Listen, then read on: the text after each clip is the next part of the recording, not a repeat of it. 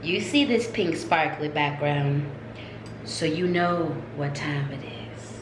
It's time for another installment of Ask Lady Speech. What's up, everybody? It's your favorite hood healer. It's your favorite hood high priestess. It's your favorite motivational dominatrix. It's your favorite auntie, captain, goddess, king in the place to be. And I want to welcome you back to this here channel. You could be anywhere in the world. As a matter of fact, you are somewhere in the world, and you're also sharing a tiny bit of time and a little bit of space with me. So thank you, thank you, thank you, thank you. I said a thank you for that. If you like what I'm doing, if you like what you see, if you're feeling this, if you're feeling me, make sure you hit that like button. Make sure you hit that subscribe button. Make sure you hit that notifications bell so you can keep up with everything I'm putting down on this here channel. Now, let's get into today's business. Let's get into today's video, shall we? Alright, y'all, for all my newbies, this is a segment on my channel I like to call Ask LadySpeech, and I draw from questions that are asked for me on my TikTok. Shameless plug. My TikTok is at LadySpeech Sankofa, so if you're looking for quality content to observe and watch and follow over there, go ahead and check me out. Go ahead and check me out. There will be a link to that in my link tree in the description box. Okay. And I also take, questions from other platforms all over across the board in my social media. Today, we have a question coming from the comment section on this here YouTube channel. This is exciting.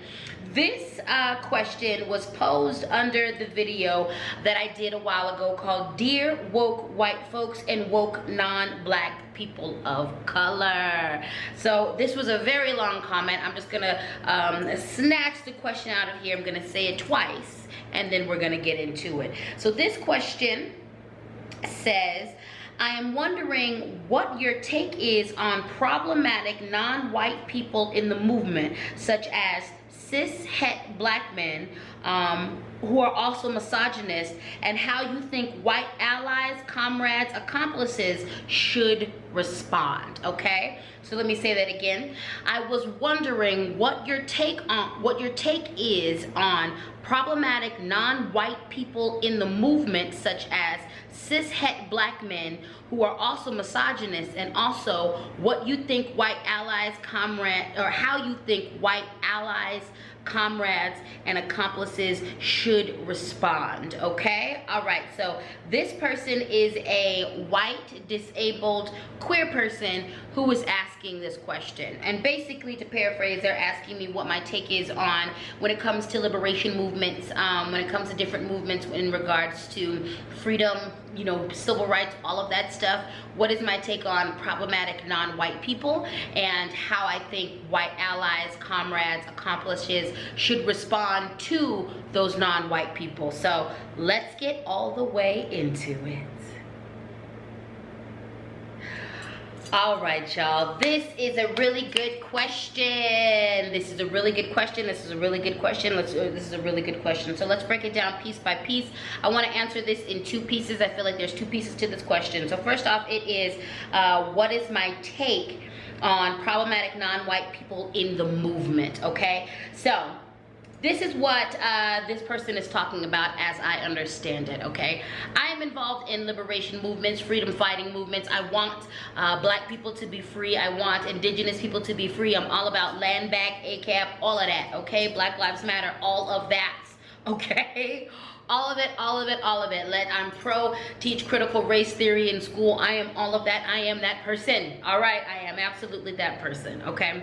I have been an activist for well over 20 years, all right? And what I have found that in each movement, and when I study liberation movements from the American Indian movement, which is AIM in America, the Brown Beret movement, the Black Panther movement. Anytime I study liberation movements and organizations that were integral in fighting for the rights of marginalized people, what I find, and as I've seen in the activist community in real time, is that your favorite activist, your favorite everybody is problematic, okay?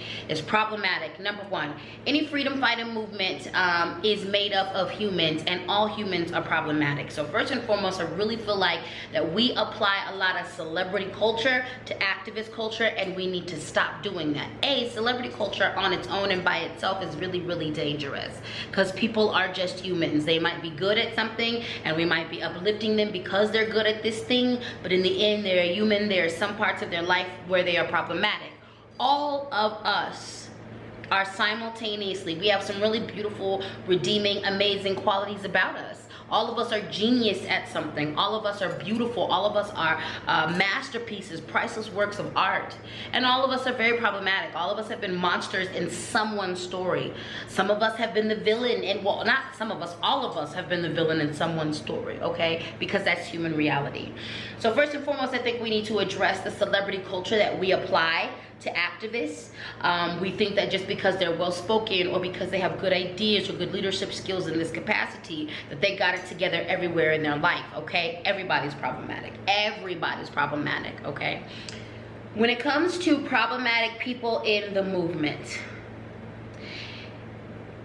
in my own personal experience, in my study of a lot of freedom fighters and liberation movements, when it comes to marginalized communities, and I want to specifically speak to the Black, Brown, and Indigenous communities, and I want to speak to also the Black, Brown, and Indigenous-centered queer communities, the BIPOC, LGBTQIA communities specifically, okay? What I want to say is this. We are clear about the problematic people in our communities. Oftentimes we are. And what I will say is not always, but most times, problematic people are being called out in the community. They are being handled within the community. Not always, but a lot of times, problematic people are being addressed at the very least in the community. The second part of this question, this kind of brings me to the next part of this question. The next part of this question is, how do you think white allies, comrades, accomplices should respond? So what I'm interpreting this is that how I am interpreting this question is, how should white comrades, allies, accomplices respond to the problematic people of color in these marginalized communities? And my answer to you is, stay in your lane. Black people will gather up black people. Brown people will gather up brown people. Native people will gather up native people. Queer, BIPOC people will gather up queer, BIPOC people. You can bring your concerns to some of the people in the community. Some of the people who you feel will respond. But in the end, your job as an ally is to be of assistance to the community, not to overstep your boundaries with the community, not to insert your voice in the community. Here's what I know. There were problematic things that were going on in the Black Panther Party. There are a lot of the leaders, specifically a lot of the male leaders, who in the end, in the middle, in the beginning, had good intentions, but also they were doing really bad things to some of the women and some of the other people within the community, okay? I will say this. The women who were being mistreated were being vocal at the time. The people who were being mistreated were being vocal at the time. People were being called out. Things were being addressed. Now, were a lot of things being addressed to the level that they need to be? No. Was everything being addressed? No. Everything wasn't being addressed. But do you know whose problem that is to address? That is Black people, that is Black Panther Party, because those issues that are going on within there are exclusive to us. In that situation, it is not appropriate for a white ally, accomplice, anything to come in with a plan, a point of action to try to fix, mediate, do anything, give any input in that situation. That is for us to deal with. When you are an accomplice, an ally, a comrade to a marginalized community, your job is to help dismantle the systems that surround them, that create situations that are oppressive to that community. Your job is to be of assistance when that marginalized community asks you for assistance. Your job is to be quiet. Your job is to listen to what they ask for. Your job is to use your privilege in service of what they ask you to do. Your job is not to overstep. Your job is not to use your voice to overshadow the voices of that marginalized community. That's never your job. Your job is to work from the outside where you can, insert your privilege where you can, deal with the oppressors, deal with the other side of that, and your job is to assist when they ask you to assist. What I know is this: problematic communities, marginalized communities address problematic things going on in our community. We're gonna do it at our own pace, we're gonna do it at our own level, we're gonna do it at our own time.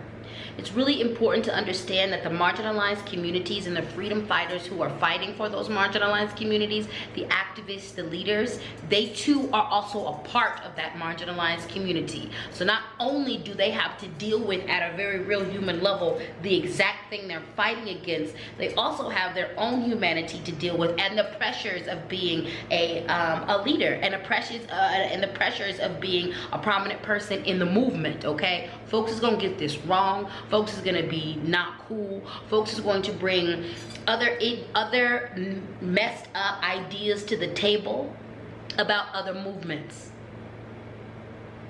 And it is never the job of a comrade, of an ally, of an accomplice, because if you are one of those, that means you are outside of the community. It's never your job to chime in.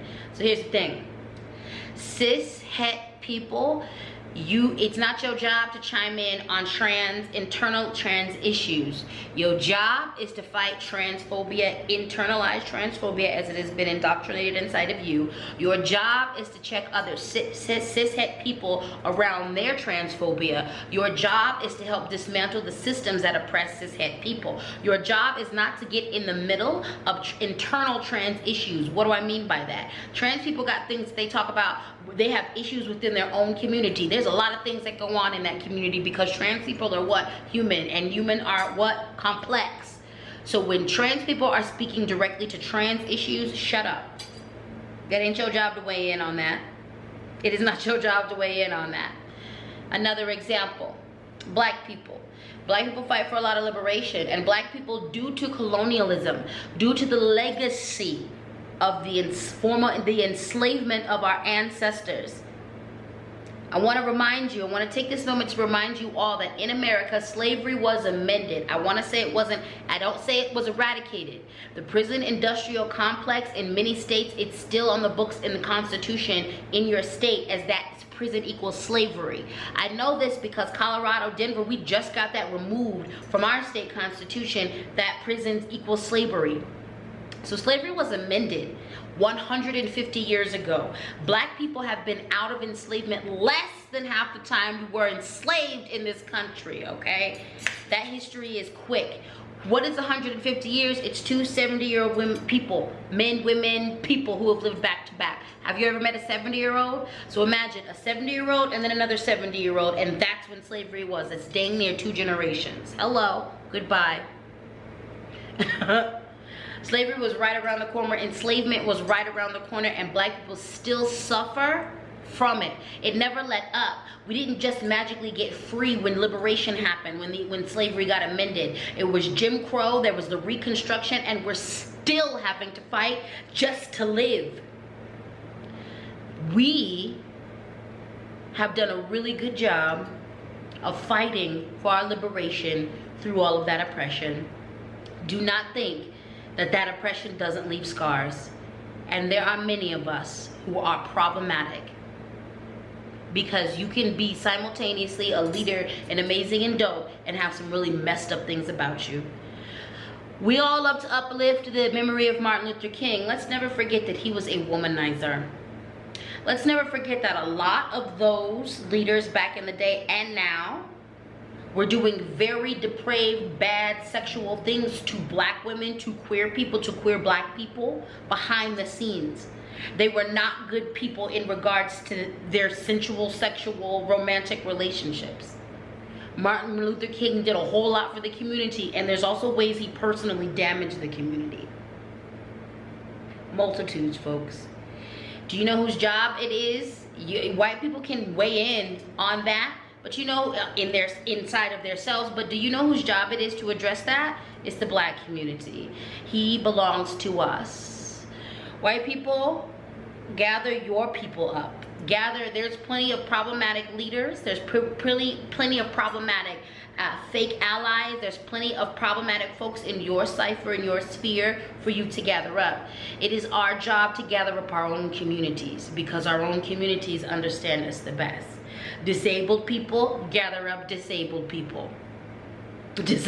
I'm followers of, what is her name? I believe her name, or their name, I'm not too sure of their pronouns, I'm gonna go with they, but I am following, I believe their username on TikTok is Crutches and Spice. They are consistently gathering up. They are a black disabled femme, but they are consistently gathering up white disabled people around their racism. That's their community. Gather it up. That's my community too, because I deal with mental divergence, and that is a part of, you know, being disabled, or neurodivergency, not mental divergence, but neurodivergency. But they are consistent about gathering up the disabled community. Do you know who I spend a lot of time gathering up as well as fighting for? My entire community. I am always checking cishet men around their misogynoir. I am always checking myself around my own internalized transphobia, because I have cishet passing privilege. Even though I identify as gender fluid, I have entrance into that world as well. So I do check cishet black women around their transphobia. That's my job. That's my community. Them is my people. I speak out in the gay community, in the LGBTQIA, against colorism, against misogynoir, against anti-blackness, against racism, because that's community. That's my community. I am pansexual. That's my community. So the whole point is, gather yourselves together, okay? Gather yourself together. Gather yourself together. Gather yourself together. Gather yourself together. And I will say this, from my experience and from my study with freedom movements and activist movements, people are getting called out. Trust that. People are getting called out. Things are getting addressed. Things are getting handled. Sometimes they get handled in the moment. Sometimes they get handled 10, 20 years later. But things are being addressed. Things are being addressed. And if it's not being addressed, it is that marginalized community to deal with. It's not your job to step in and speak over them or try to fix them. It's never your job. As an accomplice, as an ally, as a comrade. And lastly, I want to remind you all of this. You are never someone who names if you are an accomplice or a comrade or an ally to a community. I've made this mistake myself. Here's the thing. I strive to be a good ally and accomplice to other marginalized communities. Those marginalized communities are the only ones who can determine if I am an accomplice, a comrade, or an ally to them. They have to name it. And that happens on a day-to-day, moment-to-moment basis. What you can do is strive to be an ally to the black community. You can strive to be an ally to the indigenous community. You can strive to be an ally to the disabled community, to other marginalized communities, but you never are the one to call yourself those things. It is the community that you are serving that will dictate whether or not you are an accomplice, an ally, or a comrade. And know that you can lose that status at any time. So never get too comfortable. And the way that you can continue to serve marginalized communities is understand and never get away from the fact that if you are a product of westernization, if you're a product of capitalism, if you're a product of Americanism, we all have been indoctrinated. If you have been touched by capitalism, we've all been indoctrinated with anti-blackness, homophobia, transphobia, fat phobia, xenophobia at some level. And we are all susceptible to it because the society is designed to perpetuate all those isms. Keep that in front of your face and work on a daily basis to heal that, to confront that, to decolonize, to dissect that within you. That will keep you honest. It'll keep you genuine, authentic, and it'll keep you being a good person to the marginalized communities you want to stand in allyship with and to. We're all problematic. You are problematic. We all gonna get it wrong. You are gonna get it wrong. But in the quest for liberation, in the quest for civil rights, in the quest to balance this world's power exchanges out, we have to admit that we all have something to unlearn and we all have something to learn. And stay in your lane. Stay in your lane. Stay in your lane. Stay in your lane. And that's that on Mary Had a Little Lamb. And that's that on striving to be good allies, accomplices, and comrades. And that's that on today's session, Ask LadySpeech. I hope this spoke to someone. I hope it answered questions. I really appreciate the person who asked this question and giving me the opportunity to address it. Thank you guys so much for your support. If you made it to the end of this video, gold star for you. I appreciate you. Your time is valuable. Your attention is valuable. So thank you for all of your views. Thank you for this view. Thank you for liking. Thank you for sharing. Thank you for engaging in these comments. Thank you for being respectful in the comments as well. I really appreciate that. For the most part, y'all keep it cute. I'm gonna admit that I do regulate the comments, but really it's spam that I delete and it's things that are disrespectful. You can totally not agree with me. We can come from different perspectives, but don't be disrespectful in this piece, okay? Keep it cute, keep it cute, keep it cute. All right, I've been getting a lot of questions, so y'all might be seeing a lot more of these videos. It seems like y'all really like it. You respond well to it, so I might pick this up to 1 or 2 days a week. You never know. You never know. You never know. You never know. You never know. You never know. Oh, you never know. Oh, you never ever ever ever ever know. Oh. So, well, that's it. That's all I got for you. Just in case no one has told you today, you are beautiful. Yes, you looking at this physically, emotionally, spiritually, and mentally, you are beautiful. The next 5 times you walk past a mirror, please stop, look at yourself up and down, and admire the priceless work of art that you are. All right? All right. You have a good whenever you encounter this. A good morning, a good mid-morning, a good day, a good afternoon, a good mid-evening, a good evening, a good middle of the night. Whenever you encounter this, I hope you have a good one. And you know the drill. If you like what I'm doing, if you like what you see, if you're feeling all of this, and if you're feeling me, make sure you hit the like button. Make sure you hit the subscribe button. And make sure you hit that notifications bell so you always know what's up over here on this channel. And on that note, I'm gonna let you all go. Have the best day today, my loves. Mwah! Peace.